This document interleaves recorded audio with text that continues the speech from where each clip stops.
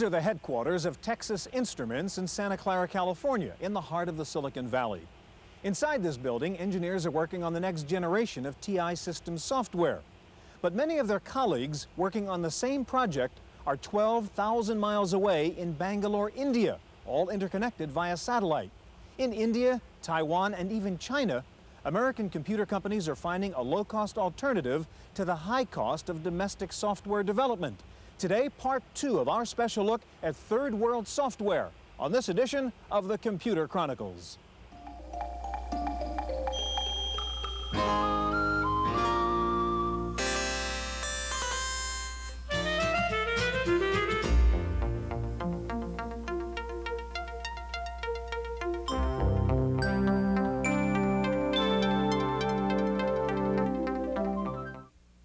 The Computer Chronicles is made possible in part by McGraw-Hill, publishers of Byte magazine, and BIX, the Byte Information Exchange. In print and online, Byte and BIX serve computer professionals worldwide with detailed information on new hardware, software, and technologies.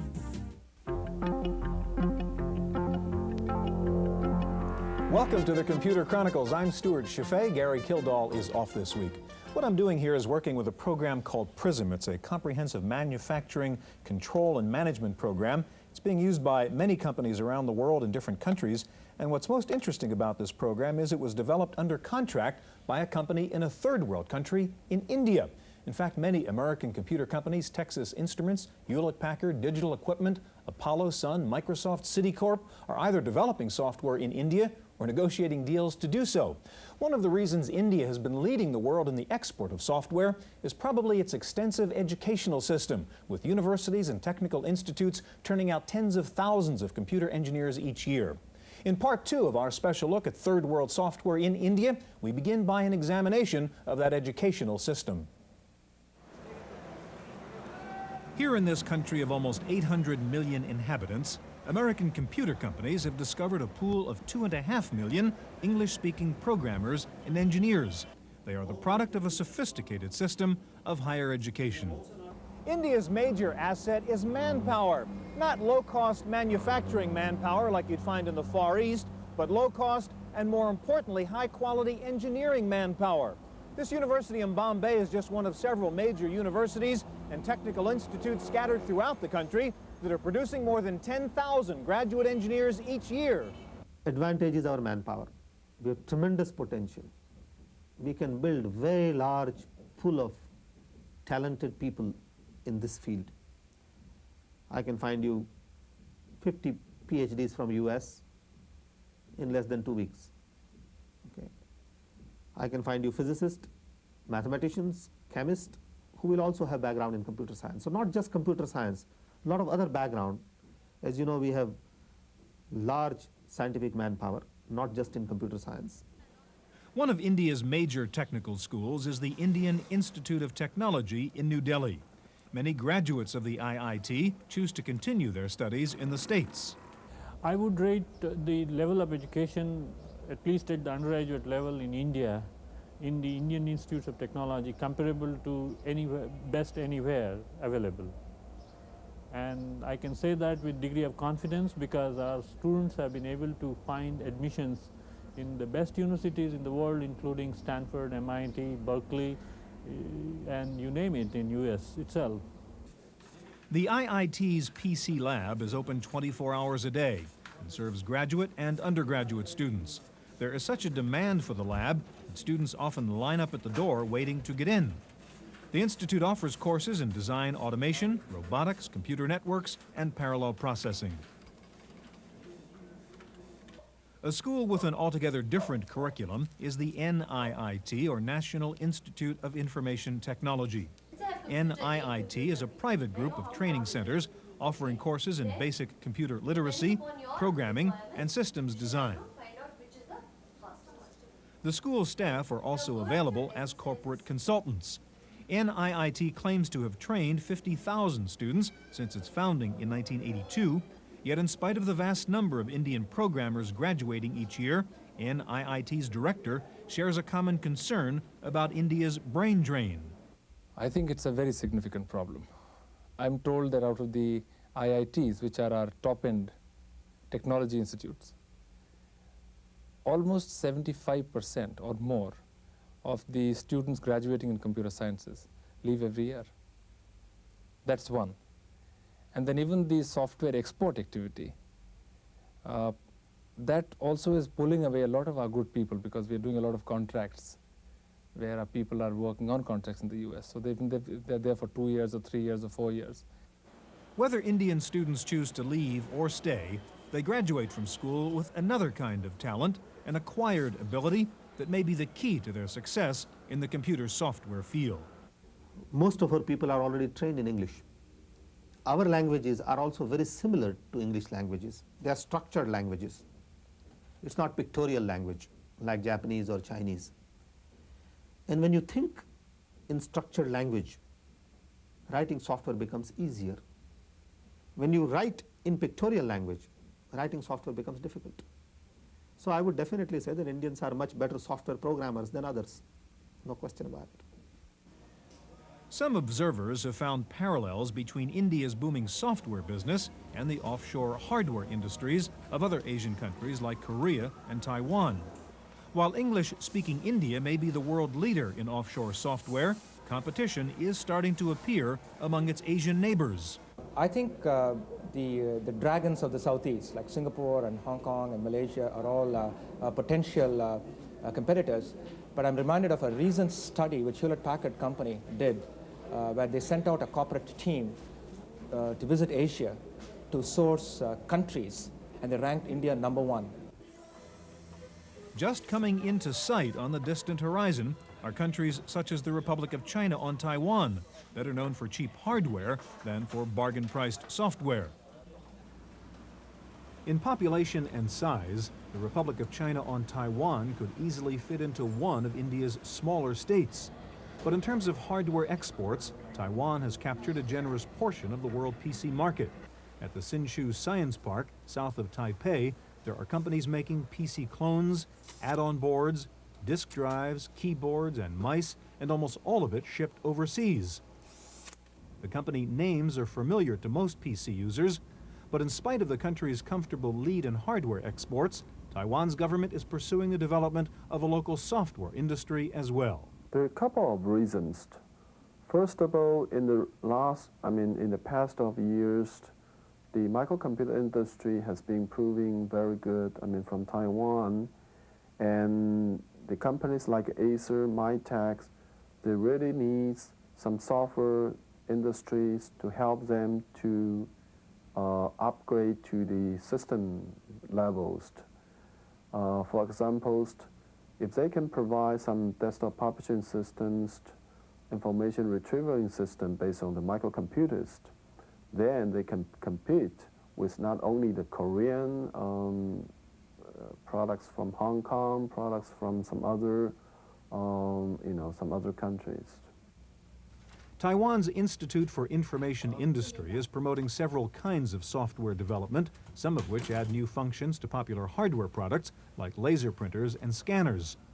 In application software, the III is focusing on desktop publishing in particular and products for the Microsoft Windows environment. There are advanced projects as well in artificial intelligence, expert systems, and computer-aided software engineering. I don't think we're going to occupy the whole world market, okay? I believe Indian probably are very good for the software industry. Well, so as us. I think the most important strength is the manpower, because the brain power of the people.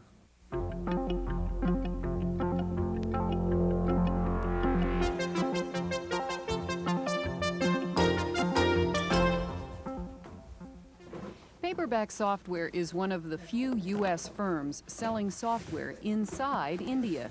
It just won a massive contract to supply 3 of its programs, with each computer sold into the Indian school system. A contract worth some 3 million copies of VP Planner, VP Info, and VP Expert the first year alone. Paperback Software also sells its product to end users in India through a distributor. And finally, the firm has contracted with Indian programmers to design a VP Expert-based expert system, which founder Adam Osborne suggests will revolutionize travel agencies.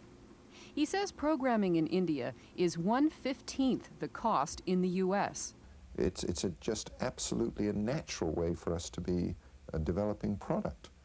And we anticipate, well, we're going to start with this one, get things worked out, and in the end I foresee paperback software doing all of their major expert system product developments in the future, not the tool itself, that we will do here, we will continue doing here, but the products that use the tool we will be doing in India. Osborne spent much of his childhood in India, so he has a deeper understanding of the country than most. He believes that in a short time, the country will undergo a radical transformation. Salaries in India are going to go up. At the moment, they have an oversupply of programmers and engineers. First, they'll mop that up. Once they've mopped that up, then you're going to see salaries increase, and you're just going to see the same thing happening as you've seen in Korea or Taiwan and then Japan. And I would say by the turn of the century, Indian salaries are going to still be lower, but not that much lower. They're certainly not going to be a 15th. And sometime in the year 2020, I expect that India is going to be in very much the same position as Japan. You know, they're going to have enormous foreign reserves, but they're not going to have that much price difference anymore. For the Computer Chronicles, I'm Wendy Woods.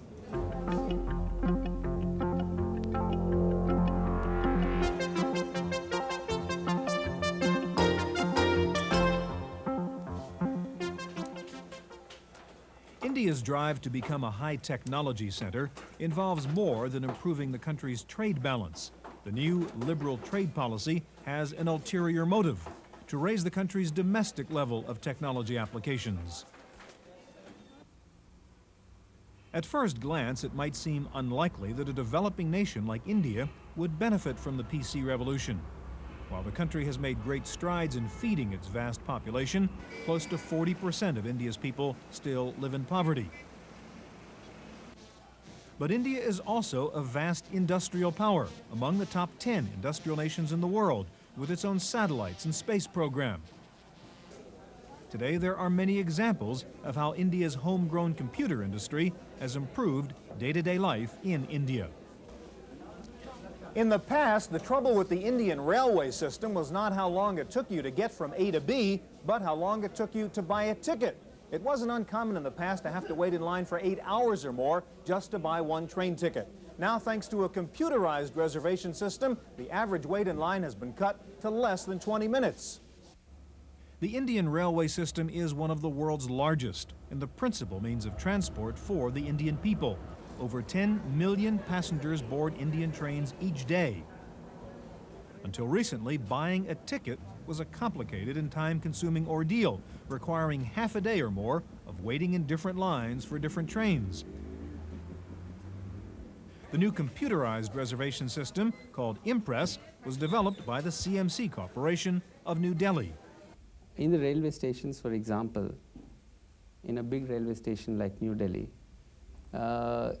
actually there are about 160 trains going every day, and each train has to have a counter. Now, there are certain trains where the rush is very great, and in others it's much less. A person going in a train which is very crowded has to stand in a queue which is, very, very unwieldily long. And it takes a lot of time, almost a full day to buy a ticket. So now what has happened is, from a dedicated counter for a train, it is any counter, any train. And people have really come and told us that it's a real great difference. The Impress reservation system controls hundreds of train movements from Bombay to Calcutta, from Delhi to Madras. The memory capacity exceeds 2,500 megabytes of storage. Booking a seat can be very complex. There are 4 different classes of service, and within each class you can book sitting, sleeping, or standing room. There are express and local trains, and there are dozens of discounts for everyone from art students to Bravery Award winners. The reservation system includes video displays of the status of each train. trains are routinely overbooked in India and waiting lists are common. The status screens are color-coded. Green indicates that seats are available, yellow stands for reservation against cancellation, whereas red means wait list only.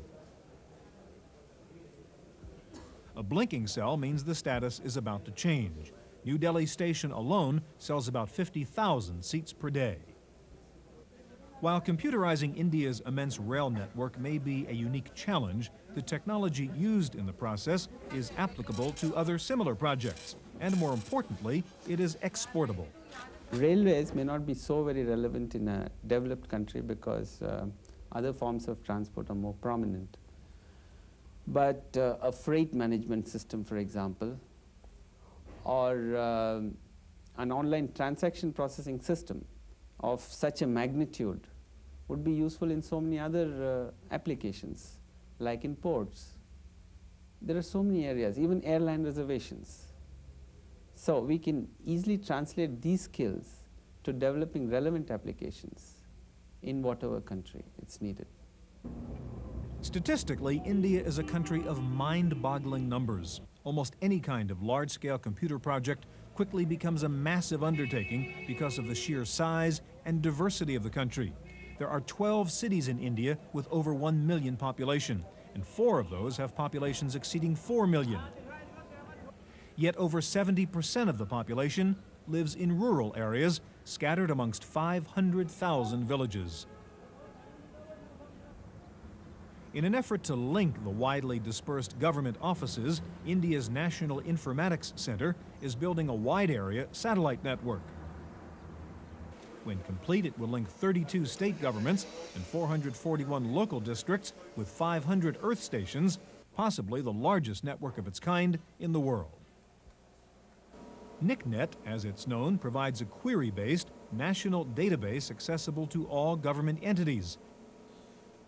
NICNet reaches into every corner of India, including remote jungles where, according to reports, technicians were chased away by unfriendly local tribes. The NIC's next project is to create an Asian computer network linking countries from Bangladesh to Iran.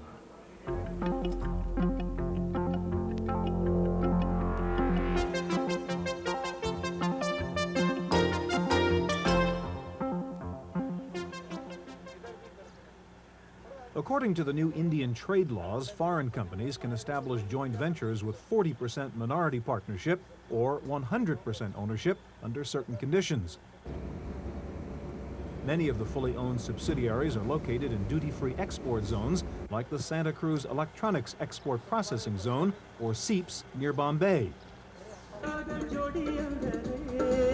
Bombay is the New York and the Hollywood of India, combining financial power with Tinseltown glamour.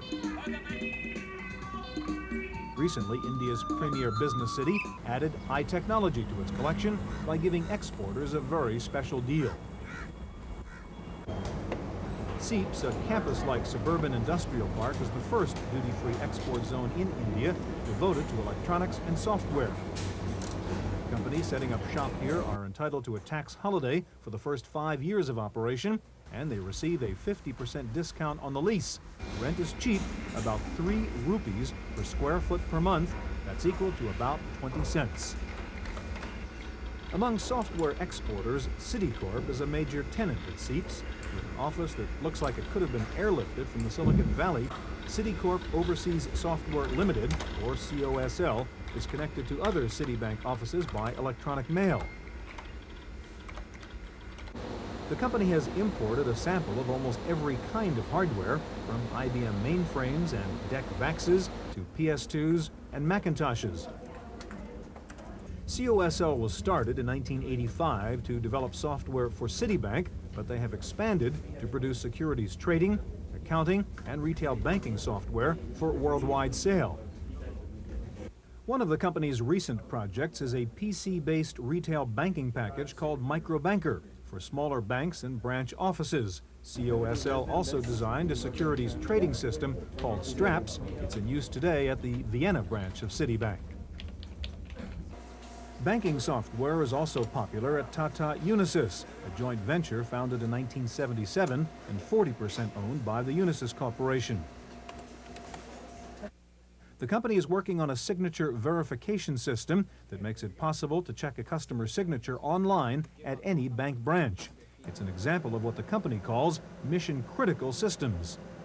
There are some good examples of that in banking and so on, where companies like SWIFT, for instance, are using computers for electronic funds transfer, and they created a whole new business using computers. More recently, some of the leading banks see computers as being a critical edge in their competitive weapon in the financial services market. SignBank is a program that digitizes and stores signatures for later verification by a bank teller. The software can present signatures in any graphic form, including Chinese characters and the phonetic equivalents. Tata Unisys also developed a package for foreign exchange dealers called EasyDeal. Designed for smaller networks, the software interface can be controlled either through the keyboard or by touchscreen. The SignBank and EasyDeal projects grew out of customizing work for outside clients. For instance, EasyDeal came up from the work we were doing for the SWIFT electronic funds transfer system, where we got interested in foreign exchange and began to understand that market and began to see the opportunities that were coming up. SignBank similarly has come up from our work in the financial area. So even though there is no advantage relative to doing the same development anywhere else, in this case the advantage is the original creativity of the idea itself. The SEEPS Park and the new liberal trade laws are a well-tested means to attract foreign investment, and it has boosted India's business image overseas. But if more American and European companies are adding India to their list, it is clear that some old stereotypes are still prevalent. You'd be surprised how many senior executives in the US that I've met tell me 5 minutes after I've talked to them that you speak good English. You know, it's a strange thing. I've sort of, in the beginning I used to get upset about it. Now I've got used to it. In fact, I tell them that we don't live on trees and that, you know, there is a civilization here that exists too. As you know, we have large scientific manpower, not just in computer science. So we can put this manpower to use to expedite the software development worldwide. So together, we can bring information society faster to reality than US was to do it or Europeans were to do it by themselves, because this is going to require millions and millions of man years of software. So that's the potential. Some pundits have said the microcomputer was a revolutionary tool, that it would bring sexual equality to the workplace, encourage the free flow of information in communist countries, and leapfrog national boundaries to create one global electronic community. Well, here in India, a country with many social problems and few natural resources, it has been a kind of revolutionary tool, enabling a relatively small group of enterprising people whose major asset was a logical mind to become major players, if not leaders, in the worldwide software industry. In Bombay, India, for the Computer Chronicles, I'm Stewart Cheifet.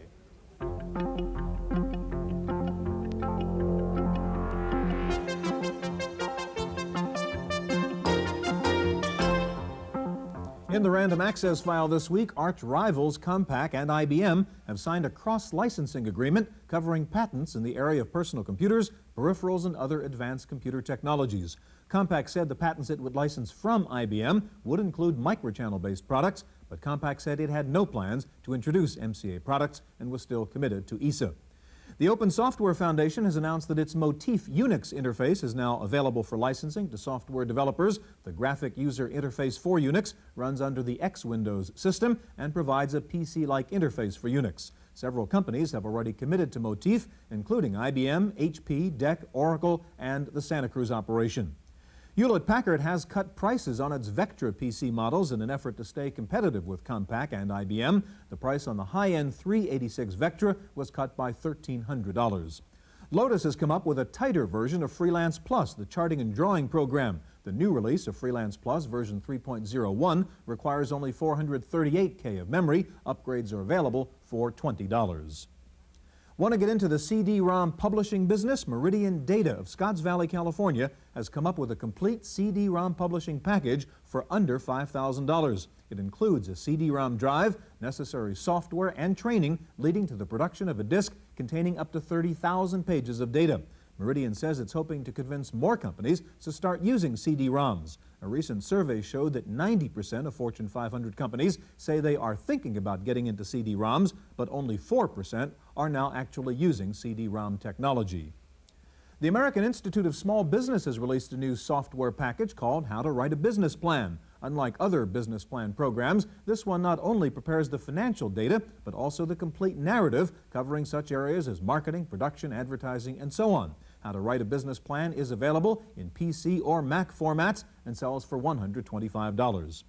The U.S. Congress has launched a 2-year study on the future of computers in this information age. Representative Ed Markey, chairman of the House Subcommittee on Telecommunications, predicted that by the year 2000, 10% of the world's gross national product will be spent on computers and related equipment. He said Japan is already approaching the point where telecommunications products will represent 20% of their GNP. Finally, you're apparently never too young to start using computers. A new service called Computer Tots is selling a specialized computer education program for preschoolers aged 3 to 5. The system teaches the tots how to use floppy disks, keyboards, mice, and joysticks, and how to use simple math and graphics programs. Contrary to popular belief, the Computer Tots people say working with a computer is not an antisocial activity, but in fact brings kids together as they jointly try to problem solve. That's it for this week's Chronicles. We'll see you next week. The Computer Chronicles is made possible in part by McGraw-Hill, publishers of Byte magazine, and BICS, the Byte Information Exchange. In print and online, Byte and BICS serve computer professionals worldwide with detailed information on new hardware, software, and technologies. For a transcript of this week's Computer Chronicles, send $4 to PTV Publications, Post Office Box 701, Kent, Ohio 44240. Please indicate program date. सीमा सुरक्षा बल ऊंट सजीले छबीले हिलते डुलते सुंदर मनमोहक कमान Shri Madho Singh Bhati deputy commander हमारी सीमाओं के सजग प्रहरी राजस्थान और कच्छ के रेगिस्तानी इलाकों में घुसपैठियों तस्करों और अब आतंकवादियों पर नियंत्रण पाने में ऊंट दस्ता बहुत ही उपयोगी बीएसएफ के अधिकारियों और जवानों को अनेक वीरता पुरस्कार